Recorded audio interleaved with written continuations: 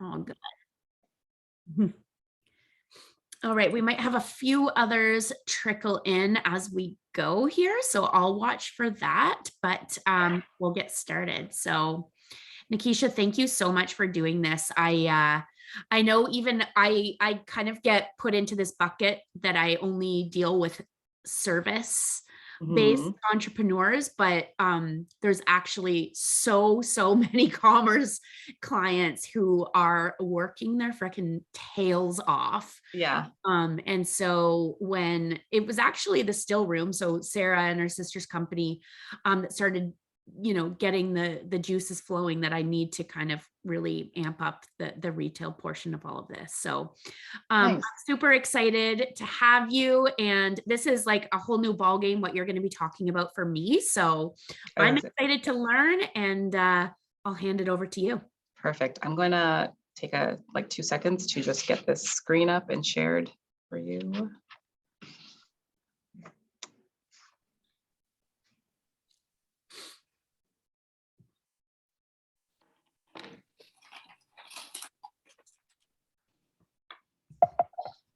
All right. Are you seeing that?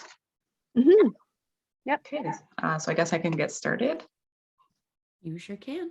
All right. Well, good afternoon, everyone. My name is Nickeisha Lewis. I am a retail design specialist, and today I'll be sharing a little bit about how to bring your brand to life in your retail environment, store environment. But first, a little bit about myself. I'm an interior designer by trade. I went to Ryerson University's School of Interior Design. I have a bachelor's in interior design, and I'm a registered interior designer. So all of my career, I've been heavily interested in the retail design portion. A lot of interior designers you may know are in the residential side of things. So all of my experiences in retail, I've worked for large retail companies. So I've taken my experience from my time in the corporate design world, and I have chosen to help small business owners like yourself be successful in the retail space from a design perspective. So that's kind of where I'm at and why I've started my business. So when it comes to starting a business, I'm sure many of you are aware that branding is a very necessary kind of part of building the foundation of your business. And when you invest in your branding, you're choosing to make your business from the rest. You are creating recognition, you're creating meaning, and an emotional connection, and an image in the mind of your ideal customer about your business. So as a designer, for me, branding is the foundation of retail design. When we think of residential design, designers tend to design around the personality of the client, whereas in retail design, we're designing around the personality of your brand. So bringing your branding into life in your brick and mortar store allows you, of course, to stand out from your competition, but you are creating a deep connection with your customer and a more memorable shopping experience. Because when you bring your brand's identity into the space, it's telling a story about your brand in a physical dimension. So it's basically like another but very important touch point for your business. And you want your customers to feel connected to that distinct kind of identity and culture of the environment. And when you do that, this creates a sense of belonging where your customers will want to return to, right? We tend as people to gravitate to spaces that give us that sense of belonging that we enjoy, that we're attracted to. So for your customers, you want to give them a reason to come back. And not only will they come back more often, but they will actually stay longer. And it's known that if a customer stays longer in your store, they are going to obviously discover more product and they're more likely going to purchase more. So that kind of just contributes to your sales as well. So another thing I do also want to add to the importance of kind of branding your space is that many of your customers may discover you through a digital space like social media. So you want to ensure that what they experience and see online connects to what they see and experience in your physical store. So, and that also kind of works the other way. So if a new customer walked into your store for the first time, you want to ensure that the experience in your store is the same experience as online. And this is brand consistency. And this consistency is termed as omni-channel in the retail industry. And so you want to ensure that you're upholding that brand image on all sides and everything is kind of bridged together. And then so the last item of importance of branding your space is that it supports premium pricing. Shoppers are more willing to pay premium prices for products with a more favorable environment and a pleasant shopping experience versus stores that have a less appealing environment. So your physical store is basically the backdrop for your merchandise. Similar to your website, your website, you're selling your product, or the set you decide to get your product photographed on, or whatever background you're using for that. Your store is basically that backdrop or stage for your product and also for your business. So it can really either elevate the product or it can really lower the image of your product and business. So when you invest upfront to create that well-branded store, it kind of gives it a more polished look. And then of course you can just have your premium pricing supported through that. And of course, with premium pricing, we have increased revenue. So the main way you go about incorporating your brand identity into your space is through the visual brand elements you receive from any brand designer. If you've worked with a brand designer like Meredith, you may choose a custom brand package, and what you'll receive in that package are items like a brand style guide, a logo, a color palette, brand graphics, brand photography or product photography. And then these elements, they will set the tone for how your store should look and feel, because the space will reflect the personality of the brand that has been kind of curated for you by your designer. So this is why when I work with clients, I always ask them if they have branding done for their business, because again, it is the foundation of how the store will come together and align with your products. And it really just creates a holistic branded in-store experience for you.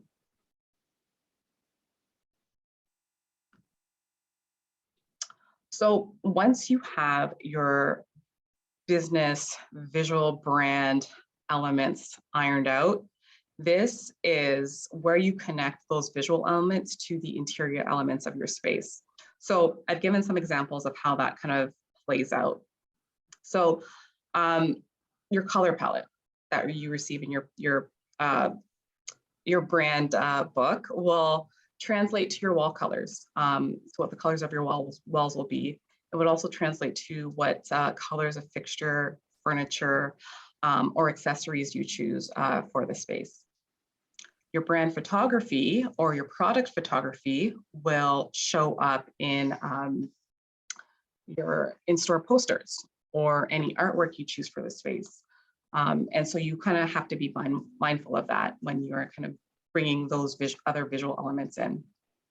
Your font or your logo will show up for your interior and exterior signage. Your brand voice, although not visual, but it will show up in a visual way when you translate it into your store messaging or product information cards or shelf talkers. The brand style guide you get, depending on the extent of the style guide, you can use this again to help you find the style of furniture, finishes, fixtures, and accessories you use in the space. I'm sorry if you can hear the ambulance in the background.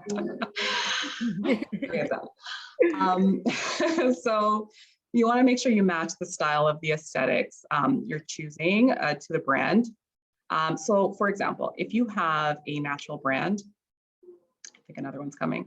If you have a natural brand, then you want to look for furniture and fixtures with natural materials.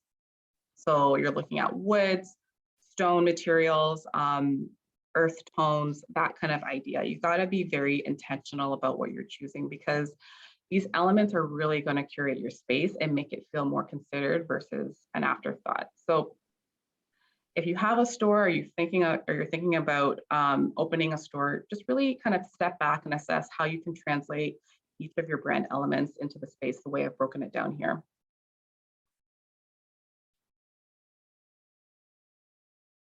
So we're going to go a little deeper and get into the nitty-gritty details of your product displays. So the way you showcase your products can attract customers to your product and influence the purchase. And this is called visual merchandising. This is what converts browsers into buyers. So the props, visual merchandising is also the process of just planning, organizing, and styling the products on the displays to really kind of highlight them and elevate them. So the props you use or the decor you use in these setups should again relate back to the brand image, even if the display is themed or seasonal.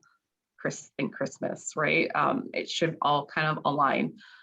So visual merchandising elements you can use, I've given you a little bit of a list here, can consist of mannequins, baskets, greenery, risers, platforms, price cards and jars, vases, bowls, trays, wood slabs, marble slabs.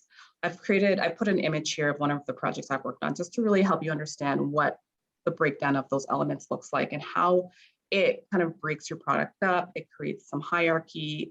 Your eye is moving around. You're catching different things, and so that's what visual merchandising does for you. It's not just placing rows and rows of product, right? It's really kind of creating some hierarchy and visual interest to really encourage a purchase or kind of catch your customer's eyes to a particular product.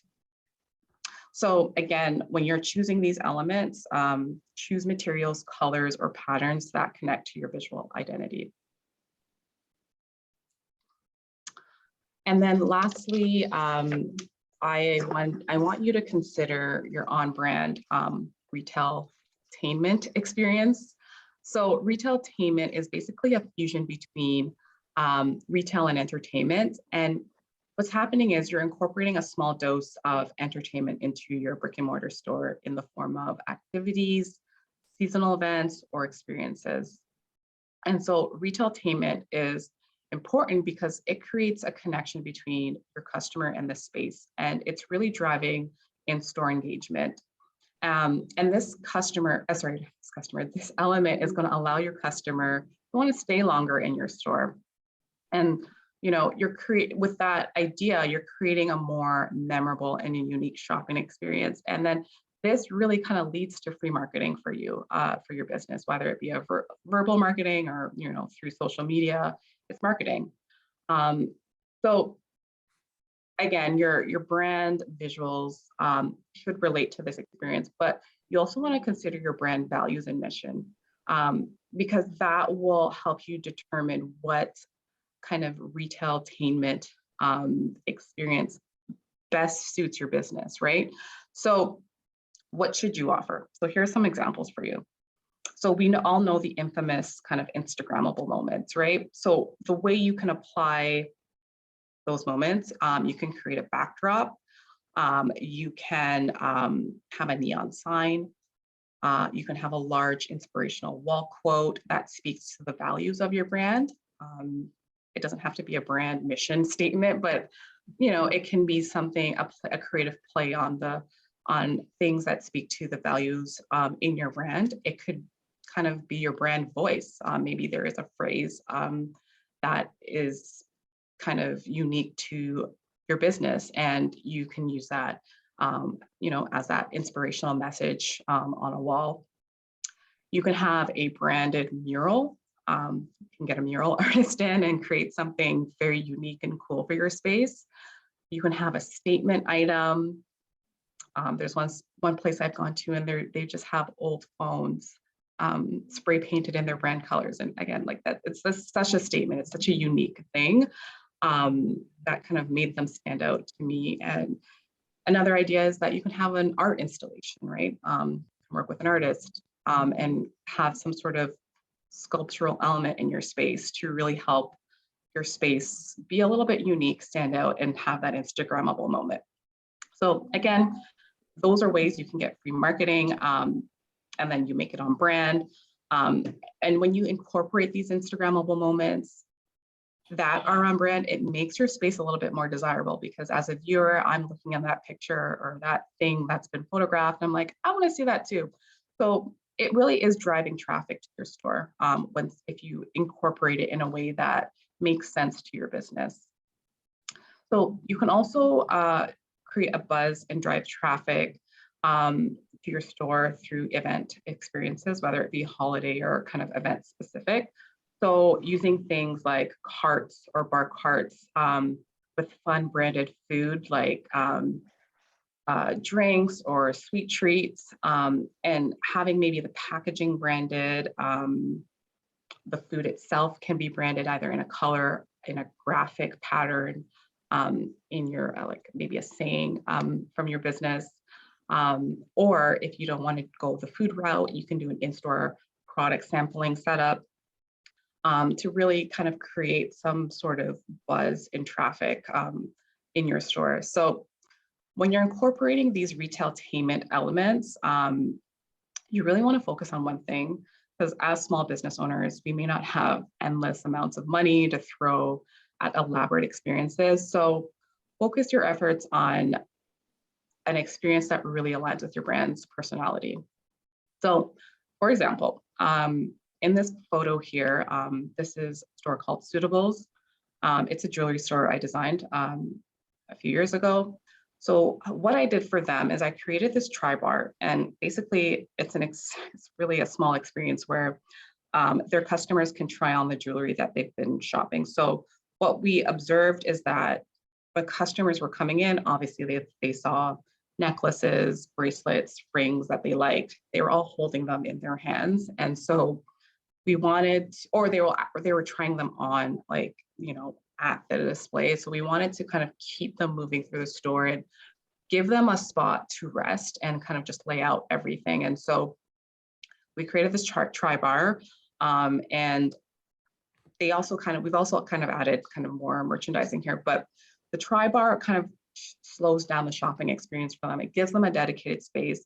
We created these mirrors with a nice quote so they can have that selfie moment, and really just allows them to feel special, like it is a like there's a one-on-one kind of shopping experience that's happening. So we made this was very distinct for them. Like, we haven't seen this in any other jewelry space. So they've also kind of used this as an ear piercing area now, right? So it really kind of grew and expanded and really aligned nicely with their brand concept. So, and we also found that this helped reduce theft, because taking a lot of product, things get lost, right? So it just kind of helps control and see what's happening when they're picking things up. So that's just one example of how you can really align a retailtainment experience with your brand. So so just keep in mind that customers really appreciate smaller, unique, better executed experiences rather than kind of large ones that kind of don't come together well. So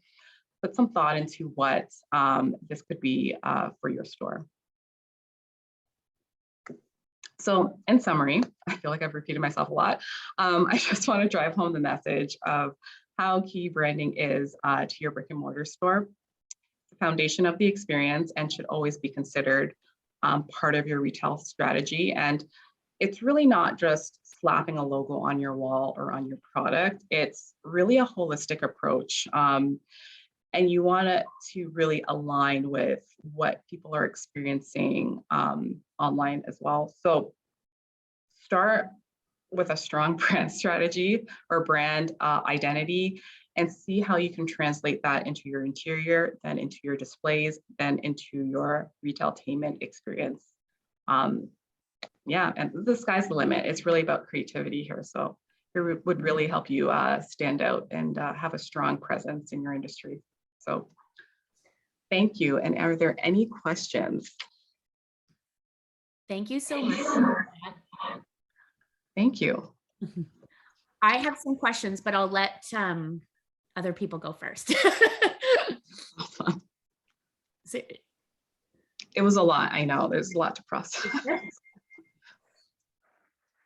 Sarah, do you have any questions? I don't at the moment. I probably will in 10 minutes when I'm off Yeah. the call. No problem. It happens. Cynthia and Kate, do you guys have any questions? Yeah, I do. So that was awesome. I really, really enjoyed it. I'm actually a brand designer, so this is very, very Perfect. like in alignment, kind of with how I speak about branding as well. What would you say to people who have been through the branding process and they have their brand guides and now they're just like, I don't even know where to begin with designing my space. I don't know if I have the budget. Like, I just don't know where to begin. Yeah. So I always recommend, like, at its basic form, start with your wall colors. We can all add paint to a wall, even one wall, and it really does make a difference. So I always start there. And yeah, I feel like that's an easy kind of weekend DIY job. And so I also recommend, and I don't know how to do this for people on their own, but I've been able to kind of convert like their RGB code into an actual kind of paint sample so that the pinks, like let's say it's pink, the pink match it, the pink paint will match the exact RGB code of the brand. So again, creating that consistency, like you don't want things to kind of be mismatched. You want everything to align. So I've gone like that extra mile to ensure that the paint codes match the actual brand color codes. So that's an important thing to remember. Yeah, that's awesome. So do you bring those codes with you to say like Home Depot or Benjamin? No. Like, do they know how to do that? I've got a secret site I go to, to be honest. I just take the codes and it kind of spits out what the Benjamin Moore code or color can be, Sherwin-Williams, any kind of paint brand you want. And I just kind of give that code or incorporate that code into my projects for my clients. And they're able to get that color code matched when they go get their paint samples. So that's awesome. That's so important. Yeah. So what would you say when you're, going in to help with someone? What are the top 3 like faux pas kind of like, hey, if whatever you're going to do, if you're going to DIY, like, please just don't do these 3 things because these things are hurting you. Yeah, so number 1 would be secondhand fixtures. I know many small businesses tend to want to buy fixtures from like some sort of sale, like there's these secondhand fixture sales out there somewhere, and these fixtures come from maybe a larger retailer. And the problem with that, I find, is that those fixtures are so specific to that previous owner's brand that when you're bringing it into your space, like sometimes it feels like a sore thumb, like if it doesn't really match really well, right?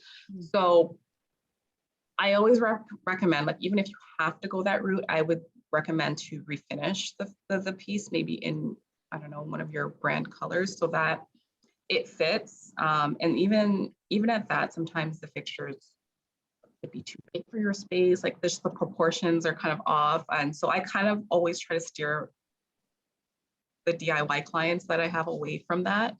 So that's one of the biggest ones. The other item that I would recommend is kind of getting really like proper signage done on your store rather than a cheaper sign. Like I would go with something a little bit kind of proportional to your storefront that fits the facade, that really kind of highlights your brand, and it just kind of makes your brand look a little bit more professional. I've seen some signs where it's probably alligator board, to be honest, or I don't know, it's something, some sort of board material on there. And it just looks very temporary, and it doesn't look as professional as like a proper cutout kind of sign with that you get from a signage vendor. So Right. that would be another one there. And sorry, there's 3 you asked me for, right? So 3 faux pas. The last one, I would say your merchandising. Like I know I touched on that. Not many business owners understand what merchandising is, but you know, really kind of not kind of ramming your shelves with product. I find it does a disservice to just the overall look, feel, and just really for your customer understanding what they're shopping or looking at. When it's having an endless row of products, it's almost like a run-on sentence. You don't know where to stop. You don't know what you're looking at. So when you kind of break up the products into groupings, it really kind of creates some breathing room. It's negative space. It really kind of just kind of gives your eye a place to rest as you are browsing, right? And then with that, you can clearly see like, oh, okay, these are soaps. These are, you know, shampoo. Like it really kind of helps your customer absorb what they're looking at. Because I find, for instance, if you've gone into a dollar store, right? We're all Canadians here. So if you've gone into a Dollarama, it's endless rows of product, right? And it can be overwhelming, right? And so with that in mind, you really want to kind of break up what you're displaying, even if you have to break it up in terms of colors, shapes, that helps. And even within, let's say, the fixture itself, maybe the row that's at eye level, you have like a feature, right, where you are curating complementary products together, and that creates like an upsell as well. And it just kind of, again, inspires your customer to want. They're seeing things that they probably didn't think would go together. So visual merchandising is also kind of really key there. Yeah. That's awesome. Thank you. Mhm. I actually have a question now, if Of course. so I don't actually have a physical store, but we are going to like a few markets where we're not able to like paint the walls, we're not able to hang signs. Like, how do you bring your branding into a space like that? Okay, so my first question to you is, what do they give you? Then my second, so not knowing what they give you, I would say obviously your merchandising will help. So whatever the setup is, let's say in worst case scenario, they give you a foldable table with a cloth, right? We all hate They that. give us nothing, actually, nothing. So do you have to bring your own furniture, basically, right? Yes, you have to bring everything yourself. Okay. So so I would look at transportable tables. So like maybe there's an easy table that you can kind of take down and set up. I know IKEA has one of these where you can just like unscrew the legs and screw them back on. Like at least that table feels a little bit more complete versus like the temporary like and foldable table setup. So I would start there and then really kind of play up your visual merchandising. So like if you can bring in a mannequin stand, if you sell clothes, you know, have a mannequin there behind the table to kind of create some layering. Signage, can you do like an easel with your sign, like with your logo on a printed on a board? So you can kind of put that in the background and then really just, you know, create, you know, do something fun with the way you style that easel. And then, then really just focus on your merchandising and bringing in those elements together that kind of reflect your brand. Okay. Yeah. Thank you. No problem. That's awesome. I had more questions. So when you get a new client or like do a discovery call, what kind of questions are you asking? And other than branding, what else does somebody need to have to be able to work with you, like ready to go work with you? A space. That's fine. I do have clients who are in the process of leasing a space. So we're starting the process early, which is good because at least like it just helps with planning.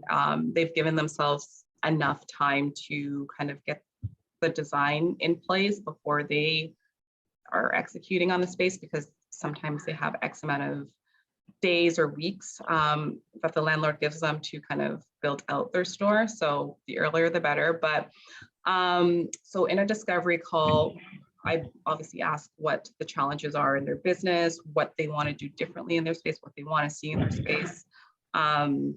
I work with their inspiration boards because I know a lot of people were on Pinterest and they have their own visions, right, of what they want their store to look like. So I kind of take a look at what they want to do, and I kind of merge and kind of bring my ideas and their ideas together to make kind of a proper experience.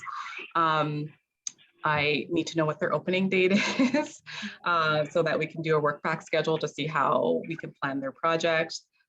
I just really just try to understand. I get them to walk me through what types of products they have, what they're selling, what their brand is. They don't have branding. I understand what their business is, right? And what they sell, right? And what their goals are for the space. So if they know that, I usually work with that. Yeah. Yeah.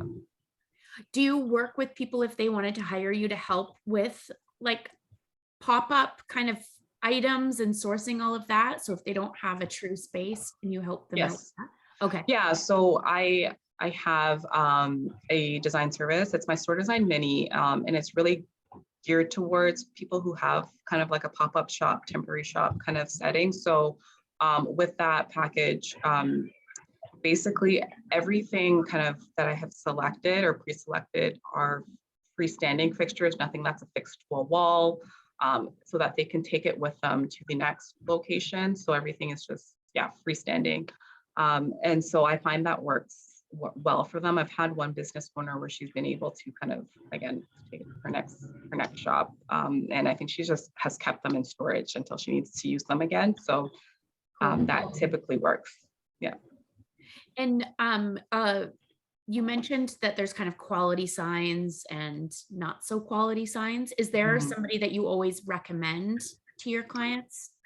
I do have a few vendors kind of in my back pocket, but I mean, you can, I find it really depends on what your budget is. I know that some vendors charge differently, right? And one vendor might be really great for one client and then the other client kind of wants something different. So really, I think I would really recommend a sign that is a little bit dimensional, with for somebody who's starting like for the first time, a material that is a little bit more, I don't want to say cheaper, but more inexpensive would be a material called Centra. And then you can get that, in a certain thickness, right? It may not be illuminated, but I find that material, it is a form of plastic. It's like a plastic resin. But I find using that alone can kind of elevate your signage. And then maybe you just find like kind of gooseneck lights that project from the store space that kind of highlight the sign or illuminate the sign. That works really nicely, I find. Cool. Yeah. Hopefully that made sense. Yeah, it did. I think that's all the questions I have. No, we had Alicia pop in here after the presentation. Do you have any questions? No. Okay. Kate's good. And Sarah, you're still good. Any other questions for Nickeisha? I think so. Okay. Thank you so much. Right. This was great. I have 2 pages of notes. Oh, Me too. Yeah. I love, Kate kind of mentioned it too, that obviously she and I kind of have similar businesses. So knowing like Mhm. how this all plays out and the importance of this style guide that we're putting together too is great. So Yeah, yeah. And I find I kind of have to push clients to do the branding because it really like I will admit there are some projects where I don't have branding, right? And I kind of just work with a more like neutral palette Yeah. versus an right. entire color palette that I can work with. So yeah, Yeah. it does help when you've got a strong brand Yeah. up front. Yeah. Perfect. Well, I am, oh, sorry, there was just some chat messages. I want to make sure I'm not missing anything. Mhm. All right. Well, I will, this has been recorded, as you guys all know, so I will send the replay and include how you guys can all follow Nickeisha on Instagram, so you can see all her tips and tricks for your stores and pop-ups. Cool. Thank you. Okay. Thanks so much, Nickeisha. Thanks, everyone. Thank you. Bye. Bye. Bye. Bye.